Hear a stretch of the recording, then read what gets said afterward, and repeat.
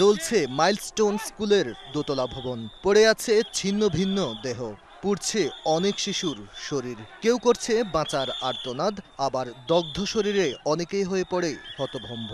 মরিয়া হয়ে কেউ কেউ খুঁজছে বাবা মাকে, বাবা মাও খুঁজছেন প্রিয় সন্তানকে। মাইলস্টোনে চোখের সামনে এমন ভয়ানক দৃশ্য যারা দেখেছেন তাদের কাছে আজীবনের ট্রমা হয়ে থাকবে এমন দৃশ্য। ক্ষণে ক্ষণে তাদের কানে যেন বেজে ওঠে সেই বিকট শব্দ আর ভেসে ওঠে বীভৎস দৃশ্য। শোকে পাথর হয়ে বেঁচে যাওয়া অনেক শিক্ষার্থী ছুটে যায় জাতীয় বার্ন ইনস্টিটিউটে। এখানে তাদের প্রিয় বিদ্যাপীঠের অনেক সহপাঠী কাতরাচ্ছে সীমাহীন যন্ত্রণায়। বিকট দুইটা বড় শব্দ শুনি, পিছে তাকিয়ে দেখি সবকিছু ভলক্যানোর মতো এক্সপ্লোড করছে। আমরাও ডানে বামে না ভেবে ওদেরকে বার্ন ইউনিটে নিয়ে আসি। পরবর্তীতে জানতে পারলাম যে তাদের ইন্টারনাল অর্গান পুড়ে গিয়েছে, তারা এখন আইসিইউতে আছে, লাইফ সাপোর্টে আছে। আপনারা দোয়া করবেন তাদের জন্য।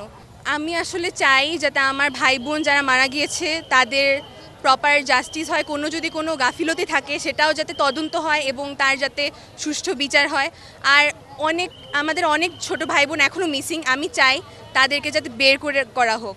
অল্পের জন্য প্রাণে বেঁচে যাওয়া অনেকে ছুটে এসেছেন নিজ বিদ্যালয়ের ছাত্র শিক্ষককে দেখতে। এটা তো আমাদের কল্পনার বাহিরে যে একটা প্লেন ক্র্যাশ করতে পারে।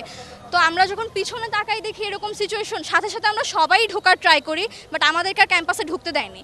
আমরা বাহিরে দাঁড়াইছিলাম, আমি ওখানে 3:30 পর্যন্ত দাঁড়ানো ছিলাম।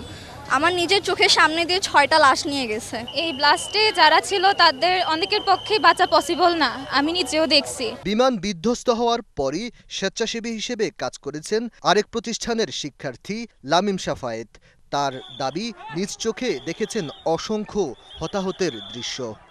ছোট ছোট বাচ্চারা বের হয়ে তাদের জড়ায় ধরছে যে আপু আমাকে বাঁচাও। তারা তো ভিতরে ঢুকার পরে যে তারা তো দেখতে পাইছে যে কি পরিমাণ স্টুডেন্টগুলো এখানে ছিল। সেইখানে কি শুধু স্টুডেন্টরাই মারা গিয়েছিল? তাহলে আমাদের মৃতের সংখ্যা কতটুকু দাঁড়ায় আসলে? না শিক্ষার্থী ছিল না সেখানে, শিক্ষক ছিল না সেখানে, প্রত্যেকটা ক্লাসে তো শিক্ষক ছিল। আমার চোখের সামনে আমার ছোট ছোট ভাইগুলো আগুনে পুড়ে যাচ্ছে, কিন্তু আমরা কিছু করতে পারতেছি না।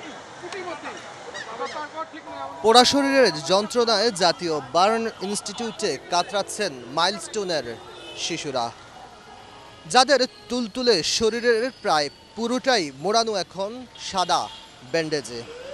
এর মধ্যে আমরা দেখতে পেয়েছি হাসপাতাল থেকে কোনো শিশুর নিথর দেহ বেরোচ্ছে। সব মিলে এক শোকাবহ পরিবেশ। এ শোক শুধু জাতীয় বার্ন ইনস্টিটিউট নয়, এ শোক ছুঁয়ে গেছে টেকনাফ থেকে তেঁতুলিয়ার আকাশে। Aditya Arafat, DBC news, Dhaka.